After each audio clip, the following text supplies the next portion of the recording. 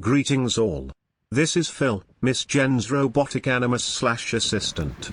Miss Jen is currently using her long legs to run away from the inevitable Roselal on Fridgestuck, but luckily she recorded the second half of the SBURB game races in advance.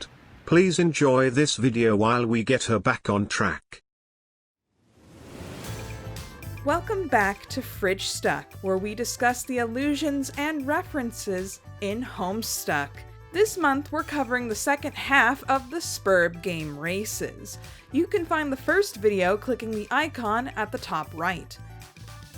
While we previously talked about the kinds of characters that were born from within the medium or the veil, this video will be covering the races who protect our kids and exist both inside and outside the game.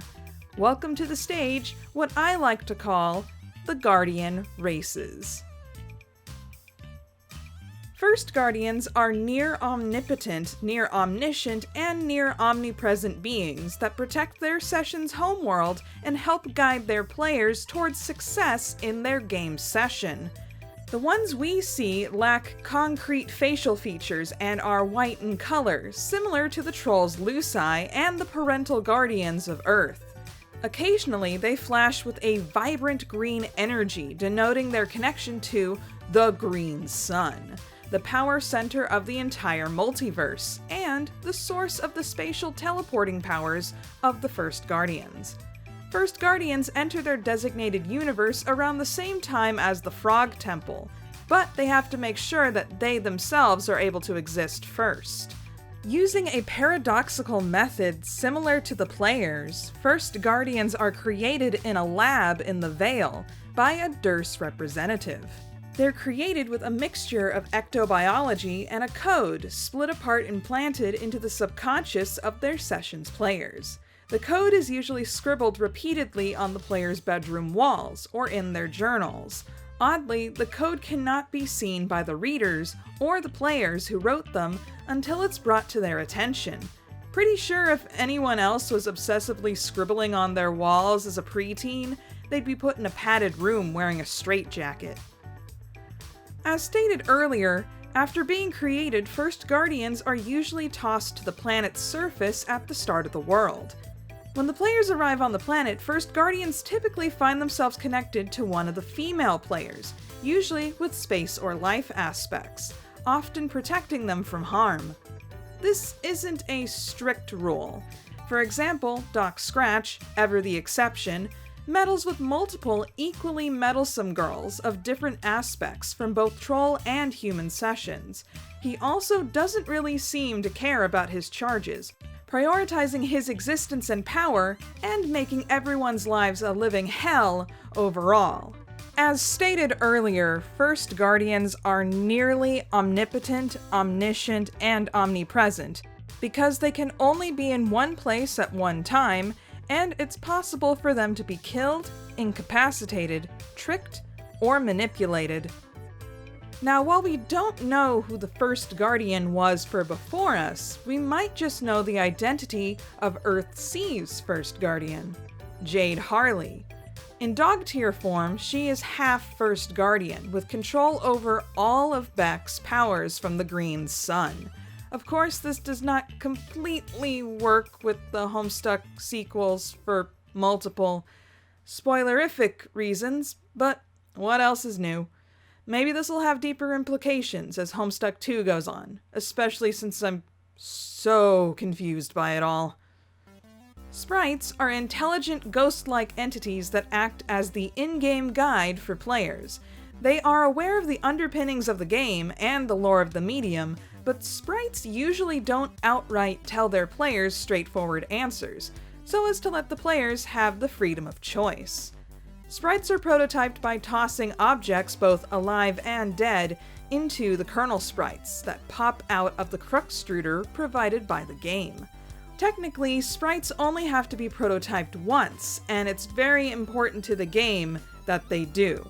As mentioned in the previous video, the game's underlings gain the powers and features of the pre-entry prototypings, whether single or double tier. And pre-entry prototyping is an absolute must, to prevent the game from turning into an unwinnable void session. It's possible for Tier 1 sprites to combine with other sprites to create squared sprites. Squared sprites tend to take on a more humanoid appearance, and if combined with a player-based sprite, wear clothes that represent the dream selves' pajamas. This is probably because squared sprites seem to remember all the dead iterations of their selves, even ones from doomed timelines. This culmination of memories seems to give these sprites a greater sense of introspection that makes them more carefree and peaceful than their alpha selves. In addition to guidance, sprites have been known to assist or protect their players with beams of energy, in addition to manifesting items or weaponry associated with their character. Sprites usually become less and less prominent in the story as the game goes on, and their players grow in strength and abilities. Sprites, like First Guardians, are surprisingly limited beings. While semi-corporeal and able to travel through walls, their mobility is restricted, as they can't follow their players through the spirograph gates. Their knowledge is also limited towards the denizens, especially when it comes to the subjectivity of the choice. Sprites are also able to get injured and killed, either by others or by their own existential confusion. The main question I have about sprites is, what happens to them after the game? The current Homestuck writing staff would suggest that they live well past their usefulness and create fun-loving chaos in their wake in the new universe. But that doesn't explain something. If Alternia and Before Us were also created by a session of the SBURB game, where are the Trolls creators? And more importantly, where are the sprites? Maybe they died. From what we've seen, Homestuck mentioned that sprites are often drawn to the sky in Battlefield, close to the end of a session. Now, when things are going as planned, Skya bursts apart to reveal the Universe Frog in all his glitter filter glory. Since Skya gets basically destroyed, it's plausible that the sprites are destined to die in a sacrificial blaze of glory to their god. Yoicks. Luci are the guardians and custodians for the trolls on Before Us and Alternia, since it's apparently not normal for adult trolls to care for their offspring.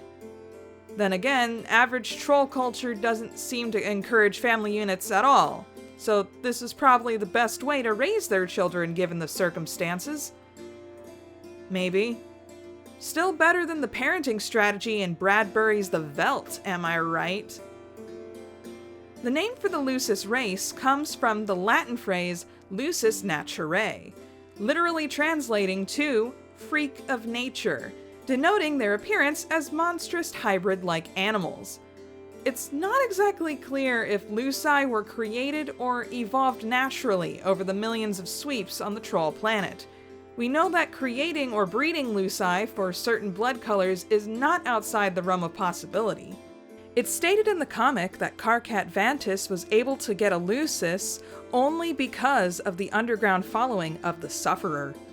Connected to this, a Lucis chooses their charge while a troll is still very young, but it's not entirely concrete how or why they pick one over the other. From what we've witnessed, Luci and Homestuck tend to choose trolls with a similar horn shape, gender, and blood color to their own, and are willing to give up anything and everything to protect their charge, down to losing their very lives.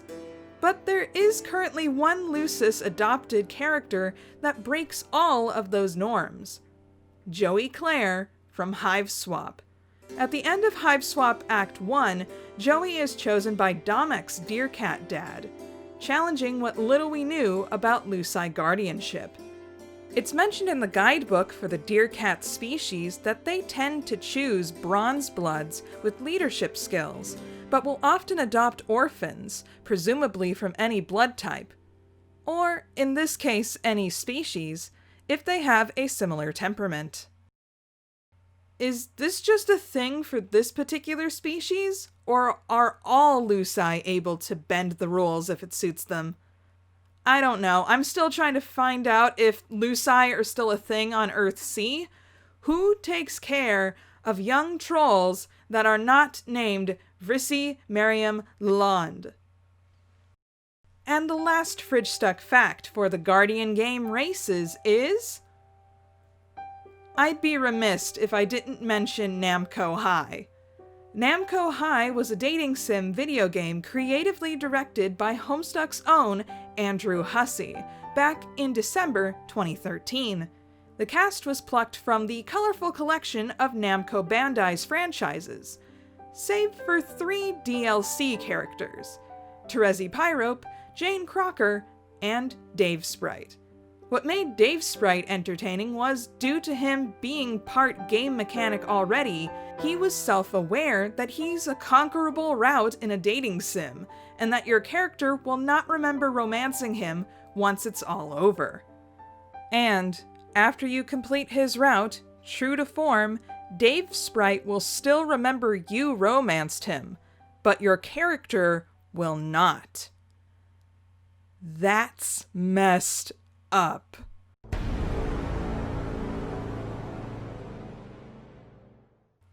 Thank you guys so much for watching this second half Fridgestuck episode for the game Races. I hope you enjoyed. Is there a fact that I missed? Is there a character or concept that you'd like to see? Leave it down in the comments below and it might end up on the show someday. Be sure to give a like, comment, subscribe, and share with a friend, and check out my Patreon, and I will see you all next time. Bye! Granny, make me some pie! You've never done anything for me, you little loser. Please. All you do is sit around my house, eating my food and using my electricity. Yeah, that's what grannies are for. No, grannies are for poning nudes. Oh, here it is. Here it is. Granny, tell me something. Why do you hate me so much? Why are you treating me like this? I just think you suck. Hey there. Consider becoming a patron, just like the phenomenal Bleed Red, Alexander Madeline, Uranium Coffee, and Ryan Nelson.